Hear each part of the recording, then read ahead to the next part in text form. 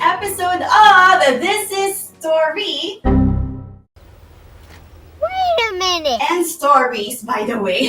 This is Tori is my vlog. You can share my official Facebook page, This is Tori, and as well as paki-like and share na rin po and subscribe to my YouTube channel, This is Story. So again, welcome to my very first episode, Story. So ngayong gabi, I'm super duper excited kasi meron akong special guest for tonight. Yes, of course, he's a good friend of mine, one of our business partners also. Siya din yung nagbibigay ng mga consultations sa amin whenever we ask for business advices. So tonight, Stories is all about featuring stories of business people and their journeys. Kaya naman, before I present to you my special guest, please watch this video.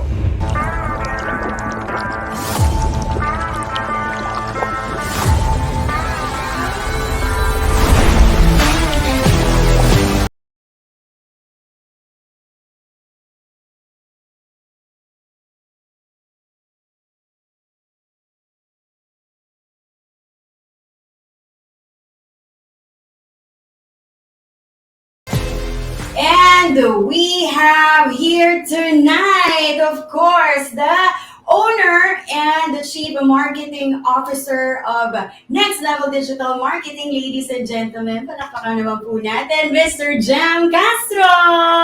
Hello, Jem! Hello, good evening. Thank you very much for having me, Tori. First episode, right? Yes, first episode at ikaw ang unang-unang guest ko for this episode, and thank you so much for allowing me na i-feature yung story mo through this platform. So, syempre naman para mas makilala ka ng ating mga viewers out there, please give us a short background kung sino nga ba talaga si Jem at anong ginagawa ni Mr. Jem Castro. I have my own family, I have my wife, Grace, and we have two kids, Pau and Caleb. And, I'm very happy to inform, this is the first episode of This is Story, and I'm just, very happy to inform and share with you that we are also expecting our third baby. Her name is Kelsey, and I'm just, very excited. In a month or two, we are going to see her face to face. And yeah, and also I've been into business for technically 11 years. So I have been doing this, for the past years, and yeah, that's a brief background about myself. Ayun, grabe, 11 years, no? And congratulations sa bagong baby. Yeah, Ayan, grabe, palaki na ng palaki ang family. And speaking of palaki ng palaki, I'm pretty sure dahil 11 years ka na in the business, malaking storya din ang ibabahagi mo for us tonight. So, syempre, alam ko, sa Next Level Digital Marketing, during the first years of starting, di ba? Alam ko naman na hindi ganun kadali. So, how did you come up with this idea na pasukin ang business about digital? Kasi, in fairness, to this concept, talagang ngayong pandemic, it is somehow pasok na pasok at patok na patok ngayon. Alam mo, Tori, when we started, Grace and I, in the business, as a matter of fact, I don't have any business background. My course is actually electronics engineering. I practiced in my profession for about 2 years. And then after that, I tried exploring because I felt inside of me like parang meron akong gustong gawin. I'm satisfied, I'm happy, I was starting with my career that time. And so I venture out into many stuff. Parang alam mo yun, yung mga parang freelancing, tawagin nila. Yes. Diba? So, when we started, 2011, kung di ako nagkakamali, 2011, 2012, ganyang year. During that time, wala yung social media, very, people will not really like put so much money for advertisement. When we propose to the business people, parang they don't appreciate it much yet, during that time. Saka, Facebook and Instagram and all other platforms during that time. Maganda na rin, pero big difference to where we are now, big difference. Yeah. So, when we started, it was not easy at all. For one, I am not really into digital marketing. As I mentioned earlier, electronics talaga ako. Yan talaga yung profession ko. Ask me about electronics, I can answer you. But ironically, I entered into digital marketing that hindi naman ako zero knowledge. But then again, starting. And Yeah. it was not really that easy during that time. Maraming mga challenges, well, I would say siguro lahat naman ng, maybe sa inyo rin, Tori, right? When you were starting, no? And to everybody who might be listening to this video na nasa business din, talagang, di ba, Tori, hindi madali pag nag-i-start talaga. Totoo. Meron akong parang very fond memory namin ni Grace, Tori, no? So, syempre, digital marketing, di ba? Digital na, so kailangan mong laptop, di ba? Alam nga naman, Totoo digital yan. na, wala kang laptop. Diba? Kailangan mo talaga mag-invest sa gamit. Kailangan. So, wala kaming, alam mo, talagang lakas ng loob yung meron kami at that time. Wala kaming laptop na sarili namin, Tori. Kasi, when we were starting, syempre, alam mo yun, di ba? Sahod mo, salary mo, talagang, babudgetin mo lang. And to buy a new laptop, hindi namin afford. So paano kayo nakabili ng laptop? Paano, no? Yun ba yung first ever investment niya sa business? Nako, ito nga, Tori. Hindi. Ganito, yung father ko, who might be watching, Papa George, he's in Australia now. Hello. So meron siyang company laptop. So ginagawa namin, Tori, pag uwi niya ng bahay, syempre, company laptop, of course, gagamitin niya sa office. Pag uwi niya, sabihin ko, pa, pwedeng pera mo ko ng laptop mo. So, after office niya, doon namin ginagamit. Kami ni Grace, naghihiraman kami, Tori. Naghihiraman kami, ikaw naman, gawa ka ng parang proposal o presentation para sa client. Ganon, talagang wala kaming sariling laptop. Nangihiram lang kami when we started. Pero grabe, no? Just by seeing you now, kumbaga hindi lang laptop, ang dami nyo ng computer sa bahay na ginagamit for work. Grabe na talaga yung blessing sa inyo. Pero, eto nga, magkano ba yung in-invest nyo sa business nung back then, nung nagsisimula pa lang kayo? Kasi I'm pretty sure, syempre, we all start small So, how much nga ba to start with a business like this? Yeah. Okay. So siguro as far as the the amount, what I can recall, maybe at the range of like 3,000, 3,000 in 2010, 2011. That's well, it's a good money pa rin naman yan ngayong mga time na to. Yes. 22, di ba? But during that time, malaking na yon.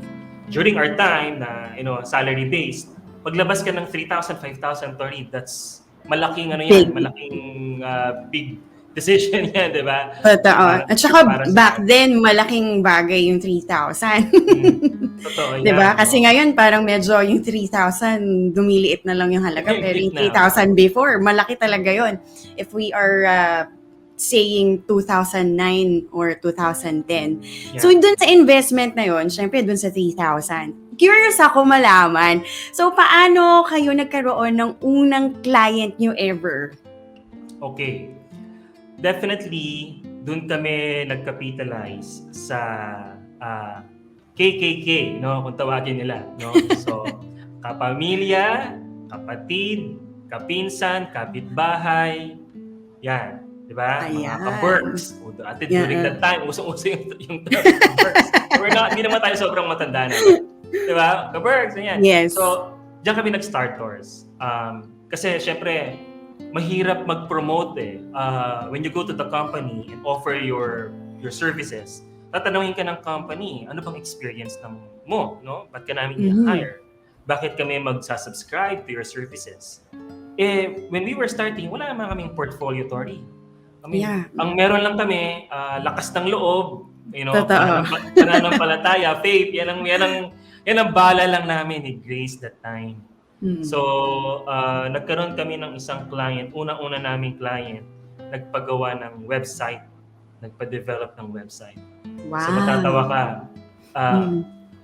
Hindi naman kami website developer, pero we know basic, pero again, talagang, kumbaga parang habang ginagawa mo siya, inaaral din namin how to really, create the website, develop the website. Kasi di naman kami programmer. We understand Totoo. basic, pero, it's not enough to really come up for a, very functional, good website for a company. So, but then again, somebody trusted us. Yan ang, I think, isa sa mga maganda na nagawa before for us. Somebody trusted us. And yung trust na yon, parang seed yun na kinuha namin. And we took care of that. We took care of that seed. Parang nagtatanim, kailangan mong dinigan, paarawan, di ba? Kausapin para tumubo. So, that's what we did. That client of ours, tumubo siya. Kasi ang ginawa namin, syempre, hindi naman kami makapag-price ng malaki kaagad, di ba? Syempre, Yes. di ba? Mm. So, yung price point namin, talagang lang, Tori, very lang. Alam mo yun, talagang sakto lang, kumbaga. But then again, we did not look at the money yet. Parang sa amin, we want to gain experience. We Yeah, want to that's gain right. Kasi, opportunity. totoo. Kasi that's where we get portfolio, di ba? Lalo na pag nagsisimula pa lang. Kaya naniniwala talaga ako na once na gusto mo talagang magsimulang magnegosyo, it doesn't really have to be perfect, di ba? Kasi wala namang ganun eh. You will just really learn during dun sa process ng pagnenegosyo. And hearing from you, ganun nga talaga yung nangyari sa inyo ni Grace. And now, nakaka-proud kasi ang dami yun ng clients, di ba? You have celebrity clients now, you have big brands na kinikater nyo na in the business. So, ngayon, during the stage of during the process na syempre nandito kayo sa negosyo, what was the biggest challenge na hinarap nyo ni Grace sa next level? Well, in general, Tori, ang clients kasi, walang permanent clients eh. Clients come and go. Wala pang pandemic wala pang pandemic. Nakakaranas na kami ng, clients. Of course, siguro yung business din, may nagkaroon din ng challenges and merong, recourse of yung kanilang priorities. So, nawawala sa amin yung client, lumalabas. So, and then meron kang, kasi through the years, nakapag-hire kami ng mga full-time team members, yung employees namin, eventually. So, mahirap mag-maintain. Saka again, ang benchmark namin, Tori, hindi kami coming from, a business management, talagang aaralin mo lang talaga. So, pag nawala yung client, anong gagawin? Inaaral namin paano namin ma-maintain yung cash flow, di ba? Siyempre, Tors, pag meron ka ng employee, di ba? Meron kang salary, meron kang benefits.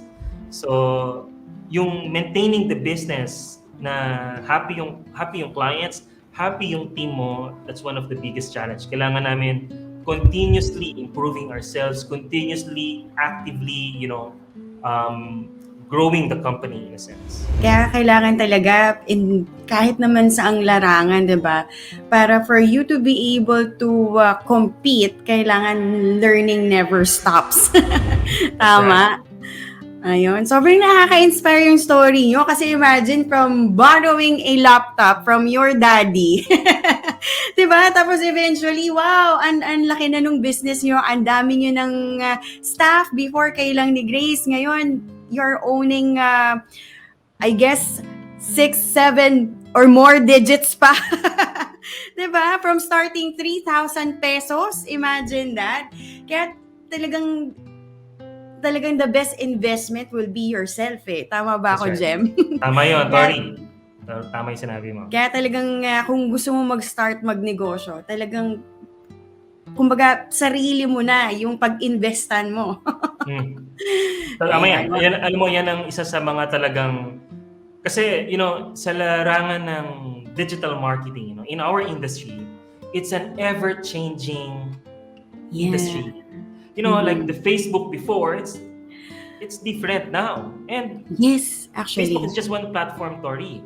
Pero kapag may Instagram, nagkaroon ng Snapchat, naging popular sa Philippines. Nowadays, di ba, TikTok is very, very popular, So, and these platforms are what? Updating almost every day, if I may say. In terms of functionalities, in terms of how you will deal with the business platform. Kasi iba yung consumer platform, yung ginagamit natin, iba rin yung business platform na yun yung Totoo yan. ginagamit namin as agency to be able to manage the accounts, make advertisement and everything. Talagang nagbabago. So you have to be, kailangan sasabayan mo siya ng aral, sasabayan mo para hindi ka mawala, sa circulation sa industry. Yun, exactly. Pero ito na nga, Gemma. Siyempre ngayong pandemya, lahat biglang transition tayo into digital. So, I believe na before, wala kayong masyadong kakompetensya dito sa digital marketing. I believe ngayon, biglang, di ba, left and right, nag-uumpisa ng mag-open ng mga digital business nila. So, paano kayo nakaka-cope up in this pandemic? Alam mo, Tori, I think yung pandemic, walang excuse eh.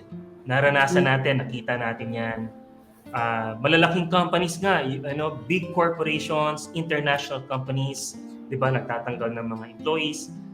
Very sad, we are really, kami ni Grace, nagpipray kami, kasi mahirap yung nasa ganong kalagayan ka na mawalan ka ng trabaho. It's just so hard. If you have a family na kailangan mong sustain, it's hard, our prayers, honestly, are for those who have lost their job. But, sa amin, sa next level, hindi rin namin kami naging excuse. Nawalan din kami ng client stores. Marami, sa totoo lang. Because syempre, yung mga businesses din na hinahawakan namin, nagkaroon din sila talaga ng, diba? Traditional business. That's right. Ito, yung mga product-based ito no? May mga brick and mortar. Kumbaga, may mga store talaga sila sa mall. So, of course, hindi na sustain. So, nawalan din kami ng mga clients during pandemic. So, paano kami nakakope dun sa area na yon? Sa question mo na, syempre, marami ng competition tumaas, Yes. Ako, honestly, I always believe na everybody will always have their own piece of pie or cut of a pizza, kumbaga, ako, I'm okay with competition. Ang sa akin, I hope, in this time, hindi na tayo para umangat, para merong isa na agency, halimbawa, na babagsak. Hindi eh. Ngayon, tulungan, Tori, sa totoo lang. Honestly, meron ako mga nakatrabaho. Other agencies, nagtutulungan kami. No? Kasi nakita ko na medyo yung area of expertise nila sa ganung, let's say, halimbawa, sa video production, medyo mas talagang focus sila. Yeah. Nagtutulungan kami. Hindi na competition. But then again, ang lagi naming key, para ma-sustain is yung talagang service sa client. Not just that. Honestly, kami ni Grace, we always bring our clients in our prayers. Kasi naniniwala kami na, pag yung businesses na clients namin nagpa-flourish, kasama kami. Totoo. So, di ba? Kasama kami sa growth, sa grow nung growth, sa success. Success ng company, di ba? So, I would say isa yan sa mga lagi naming key na ginagawa. To really pray for them. Very important kasi we just really don't know, di ba? Wala namang kasiguraduhan talaga. In business, lalo na. Talagang ngayon, nowadays, pero totoo yung sinabi mo na halos lahat, everybody can do digital marketing, pero may kanya-kanya talaga pa ring forte, may kanya-kanya pa ring expertise pagdating dyan. Kasi sobrang lawak talaga ng digital marketing, I must say. Diba? Sure. Ang lawak-lawak ng scope niya and marami ding target market na pwede dito. So, just by listening to your story, Siyempre, nung before, kayo pa lang ni Grace, how are you handling your staff right now? Kasi siyempre, the more you grow, siyempre, the more responsibility you have as a business owner. So before, sarili mo lang and Grace, di ba? Medyo easy pa to handle. Pero ngayon na marami ka ng staff, how do you handle them para talagang mag-succeed lalo yung business mo? So, this is one thing I've learned when I used to work in the corporate. And now that, I have my own company and we have our team members, we call them our teammates or team members. Yes. So, we need to be, to set a good example all the time. Modeling, if I may say. For example, ito simple na lang, di ba, sa mga company, laging may meeting, di ba, team meeting. So kami, ginagawa namin, dahil nga work from home, Zoom meeting. So we see to it that we are always present, we are always on time. We want to make sure that we're the first person in the Zoom. We don't Yeah. want to be late at, kasi why? We want to model. We want to be, kailangan namin ipakita sa staff namin na, we love the company, we want the company to grow. In the same way, we want them to grow with us. Kasi sa totoo lang, hindi naman namin magagawa yung mga na-achieve namin through the years if not for our team members, Tori. Ako naman, it's Absolutely. not all about, si Jem yan, magaling. No. Mhm. I'm a limited person sa totoo lang. As I mentioned to you, hindi ko forte to hindi ko linya to. Electronics. Pwede Oo nga eh, ang layo. From Ah, electronics to digital oo, marketing. di ba? So, Oo. uh, yan, ang mga natutunan ko, you have to treat your staff, the way you would want to be treated. Well, I think the golden rule is what we all know, right? Pangalawa, you really have to take care of them. You have to feed them. When I say feed them, in many ways, Mhm. it could be the literal feeding, like actual food, right? Di ba? Pangalawa, yung feed for the soul. Feed Ah. feed for their personal growth, career growth, important. So, Mhm. nagsusupply kami, from time to time. Like, Tori, sa example namin, every Monday, team meeting namin yan. No, Mhm. allotted namin yan. So our team would jump into Zoom. And you know what we do? We don't talk about business. We don't talk about our accounts. We talk about very little, but almost 2 hours kami nasa meeting. Like 1.5 hour, puro kami about sharing, how was your day, how was your Parang more weekend. on bonding moment. Yeah, oo, oo. Kasi parang, pagod na sila, I mean, babad na sa trabaho. Pag sa meeting, Mhm. puro puro trabaho pa rin. So we wanna have that space na we can talk, parang ganito, parang magkaibigan, we share our stories, what happened to Yeah. you over the weekend, mga ganun. Mhm. Sige, wow, grabe. Alam mo, parang bitin na bitin talaga yung isang oras dito na sa tsikahan natin. Pero ito curious naman ako kasi syempre ever since before the pandemic, ang setup niyo na talaga with your employees is work from home. 'Di ba? So, paano niyo ginagawa yung work from home system even before the pandemic? Nagkakaroon din ba kayo ng mga face-to-face interaction Mm. or totally work from home lang talaga kayo ever since? Okay. Before pandemic, so tama yun, Tori, work from home na kami. Yeah. Honestly, we love working from home. Me, Mhm. myself, I love working from home.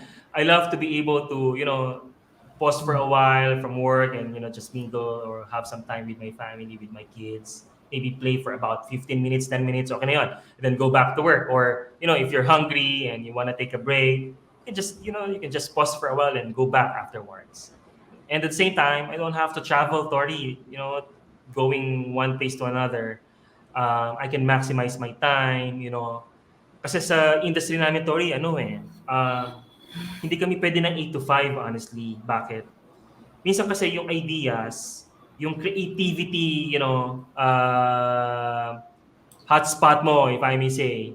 Yeah, Minsan, madaling oo. araw, Tori. Madaling araw Biglang siya. dun papasok. Magandang idea to Sige nga, gawin ko nga to. 1 na ng gabi, 1 na ng madaling araw. So, how would Right. you do that? So, we don't, we're not putting ourselves in a box. No, we want to be, loose lang. And of course, meron kaming target. Hindi nawawala yan. Important yan na meron kang guidelines. Meron kami, Mhm. Tori, meron kaming parang platform na parang project management virtual office namin. No, na nandun yung mga tasks, may mga deadlines, everything. So, aware kami sa kailangan namin gawin. Pero we have the freedom of time, if I may say. Mhm. All we need to do is manage it properly. At the same time, make sure na yung deadlines mo, you meet it. At the same time, quality of work, isa yan sa mga very important, for us. Oo. Actually, yun talaga yung best thing about work from home. Kasi no need to go out, 'di ba? At matraffic ka. Hindi mo na kailangan mag-travel ng bonggang-bongga para lang pumunta ka sa office. Gising ka lang, maghilamos ka, and Game na. pwedeng-pwede ka na mag-work. That's Game right. na, pero yun nga pag sa advertising kasi talaga, hindi ka pwedeng, sige, 8 to 5 ka na trabaho. Kasi nga, I really understand na may mga tao talaga na yung, kumbaga, yung idea nila, yung juices nila, yung creativity nila, minsan mas gumagana sa madaling araw, That's lalo na right. sa mga nocturnal na tao. Yeah. So ngayon, na most of us are work from home, what will be your best advice to those who are work from home at the same time doon din sa mga gustong mag-venture into business? If you wanna do work from home or working from home, number one, okay, kasi meron kasi ako mga nakita, Tori, you can be like in pajama and, actually for me, and this is my personal take, I think it's kind Yeah. of not workable for me. Maybe for other people, I respect that. Actually, I agree. But sa akin, Tori, ganito ako eh. I treat it as an office pa rin. In other Mhm. words, kung halimbawa ako, nag-set ako ng room na talagang it's a office, sort of. I have my table, the computer, and everything that I need, I see it. So, meron akong separate. Now, kung halimbawa naman, kung ikaw nag-i-start pa lang, syempre, wala ka pa naman siguro kung limited yung space sa house nyo, set a space, an area, na magkaroon ka ng mood where you can be productive. No? Kasi sa totoo lang, it's a matter of setting your mood. Our bodies, it will adapt eh. Pagka medyo lazy mood, wala eh. Hindi ka, tatamarin ka niyan sa totoo lang, Totoo. So, but, Ang daming diba, distraction sa bahay. madaming distraction, di ba? Pero pag meron kang area where you can work, it doesn't have to be big, honestly. Just a clean, uncluttered space, put some lighting if you want, books, it's up to you. Set it up the way you want it. You have the freedom to set it up the way. It doesn't have to be even expensive, Tori. Kami, kanina, sasabi ko kami ni Grace, di ba? Wala nga kaming table eh. We just, pillow, put it on your lap, and then the laptop in front of you, or minsan sa sahig lang, di ba, sa floor. Okay na yun. Talo-talo na, di ba? So, isa yan sa work from home. Pangalawa, you have to set some sort of working time. It depends to you. Diba? Kung gusto mo, 10 to 6 ka, or 8 to 5, bahala ka. Hanapan mo. You have to find that sweet spot. That's the beauty of working from home. Hahanapin mo yung tamang timing for you, or tamang parang productive ka at this time. O sige, gawin mo yan at that time. Pwede mong gawin. Pwede kang mag-adjust, accordingly. Kagaya ko, Tori, ako, when I work, like usually I would wake up about 7 in the morning, kasi yung kids, may school eh, but ako nagsiset ako ng time. Around, of course, meron akong morning devotion, important sa akin yan. Tapos, work na ako about 8, 9 a.m. Work mode na ako niyan. Tapos, Tori, naliligo ako. Naliligo na ako. Nag-aayos ako ng Kailangan buhok. multitasking din. Medyo, I don't wear pants kasi sa bahay lang para medyo mas comfortable. But then again, medyo magandang damit. Para medyo may konting you have to put some leverage then dun sa work mo, sa workplace mo. Kasi actually, I believe the way you dress up, the way you feel about yourself, it will affect the whole day process, Exactly. di ba? Exactly. So kung That's true. naka-pajama ka, talagang tulog mode ang magiging epekto Tulog sa iyo. mode. Tamad mode. Tamad mode yan. Sigurado yan. Totoo yan. Agree. Doon naman sa mga gustong mag-business, start small. Kagaya na sinabi mga Tori din kanina. Start small. Act big. And have a strong faith to the Lord. Sa totoo lang. Kami, I wanna account everything that we have right now to the Lord. Kasi sa totoo lang, Tori, hindi kami magaling sa area na to. Hindi namin to expertise. Hindi namin to field. But then again, for at least 10 years, na-sustain namin yung business. Wow. Imagine. Diba? So, even in pandemic, Tori, naalala ko, at the height of lockdown, while other companies, sad to say, while other companies are removing, their employees, kami naman nag-hire. Kami, Lord, salamat. Diba? Lord, thank you. Kasi, iba rin yung joy, Tori, sa totoo lang, na makapag-provide ka ng jobs, diba? During pandemic, lalo na, marami nawawalan ng trabaho. Totoo. left and right talaga. That's right. Ang nawala ng trabaho. Pero grabe, no? Kaya it reminds me of the verse na where God leads, He provides. Kasi dyan kayo ni-lead ni Grace. And grabe din yung provision sa inyo in all aspects, di ba? In knowledge, yung mga pangangailangan nyo to build your business, the people around you, your clients. And now, look at you, di ba? Ang laki na nung growth nung business nyo and how you are as a business person as well. So, nakaka-inspire. I really admire you and Grace in the business kasi grabe yung wisdom na natutunan din namin sa inyo. Kasi, syempre, during this time of pandemic, isa kami sa mga businesses na sobrang na-challenged. And you were the person, kayo ni Grace, na nandyan to give us the best advice para makapag-transition kami to digital. So, thank you so much, Jem, for your time. Sobrang na-appreciate ko. Pero bago ka umalis, ayan, magkakaroon muna tayo ng konting game. That's good. Nice. Go. Yes, magigame muna tayo. So, I call this Whisper Challenge Game. Ayan. So, may sasabihin akong word. Ang kailangan mo lang is, syempre, huhulaan kung ano yung word na babanggitin ko. So, ready ka na ba, Jem? Game. Huhulaan ko yung word na sasabihin mo. I-whisper mo. Yes. Tama? Okay. Oo. Sige. Yung i-whisper ko. So, game. Ready ka na? In 3, 2, 1. First word. So, meron tayong 2 words. First word muna tayo. Strategy. Strategy is correct. Galing naman. Ito, second word. May price to, Tori, di ba? Meron. Friendship and love. Yun. Gusto ko yan. Sige, go. Ito, second word.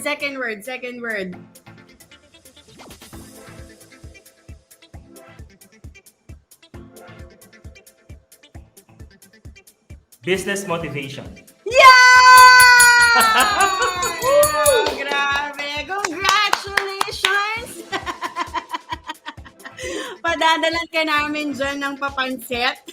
Yan. Gusto ko yan. Favorite May namin yan. kasamang Tiffany Circle Taro Milk Tea. Gusto ko rin yan. Ako, favorite ko yan.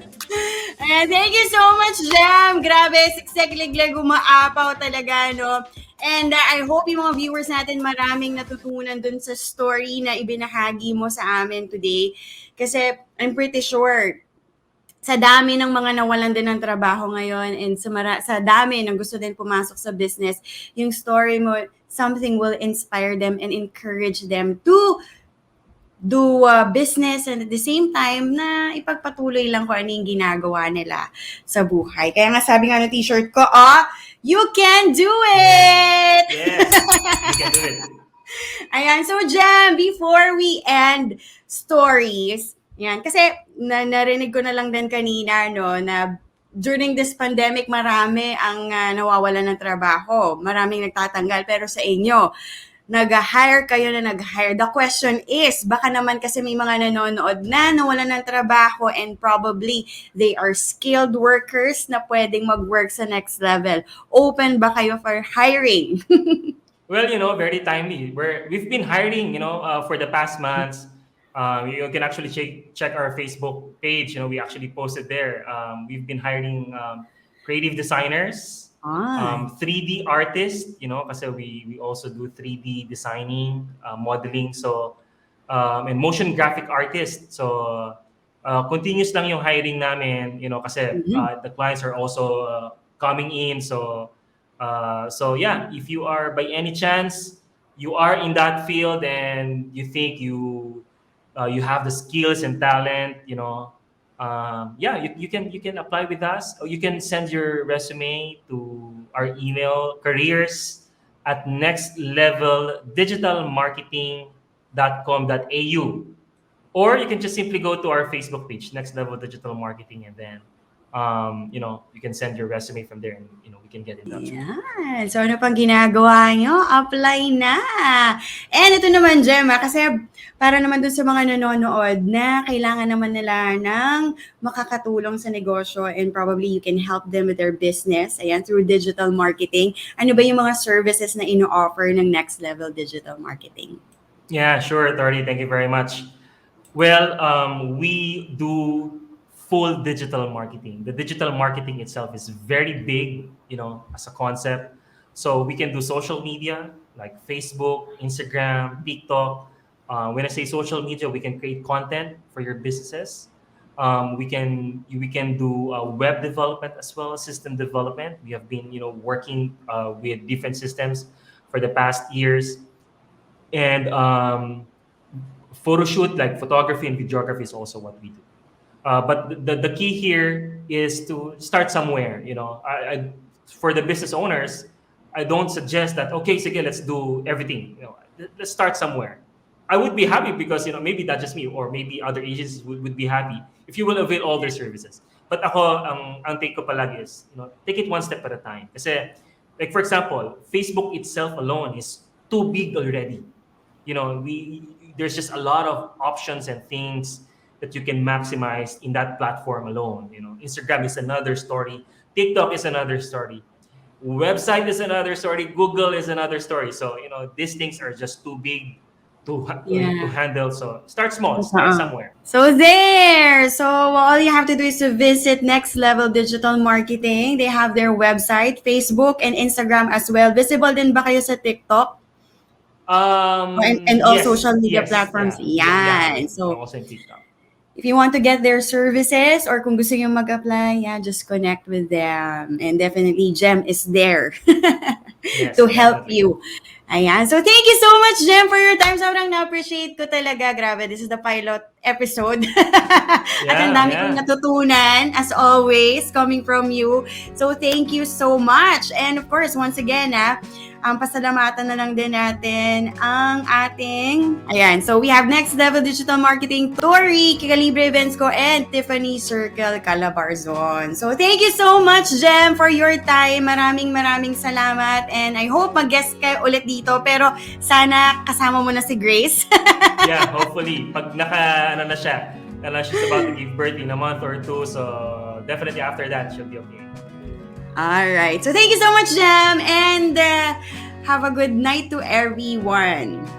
So that's it. Pansit. So I hope marami kayong mga natutunan, guys. So encourage everyone to share this video na napapanood nyo because makikita din namin kung sino yung mga nag-share, and we will be giving away prizes as well through GCash. So I encourage everyone to share. At syempre, itong ibinabahagi naming storya sa inyo is something that will inspire you and encourage you. So again, maraming salamat. Please do follow all my social media accounts. This is Tori, my official blog, my Facebook. I have my Facebook and YouTube, and also I'm visible on Instagram. So if you want to get to know more about me and the contents I'm doing business contents, freelancing contents, and all about business.